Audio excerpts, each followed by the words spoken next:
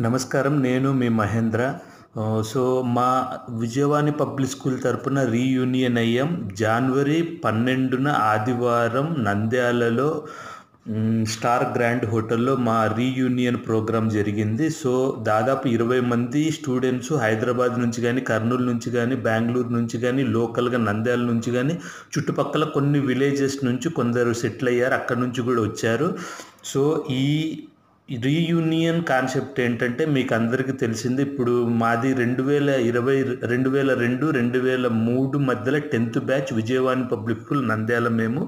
మా బ్యాచ్లో దాదాపు 70 మంది ఉన్నారు, కానీ రీయూనియన్కి ఓన్లీ 20 మందితోనే సాధ్యమైంది. మేము నెక్స్ట్ 25 ఇయర్స్కి ప్లాన్ చేస్తున్నాం. సో, దీనిని జస్ట్ ప్రాక్టీస్ అనుకోండి. మేము కొంచెం ఆర్గనైజ్ చేసుకున్నాం. చాలా హ్యాపీగా ఉంది. స్కూల్ ఫ్రెండ్స్తో మేము ఫస్ట్ టైం సింగిల్గా లేకపోతే ఫ్యామిలీస్తో బయటికి వెళ్ళే వాళ్ళం. సో, రీయూనియన్ చేసుకున్నాం. ఈడ వైట్ షర్ట్ వేసుకున్న పర్సన్ వచ్చేసి మా రాజమల్లె సార్. ఆయన తెలుగు మాకు చెప్తా ఉండేవారు. పక్కనున్న బ్లూ షర్ట్ సార్ వచ్చేసి నారాయణమూర్తి సార్. ఆయన మాకు మ్యాథ్స్ చెప్తా ఉండేవారు.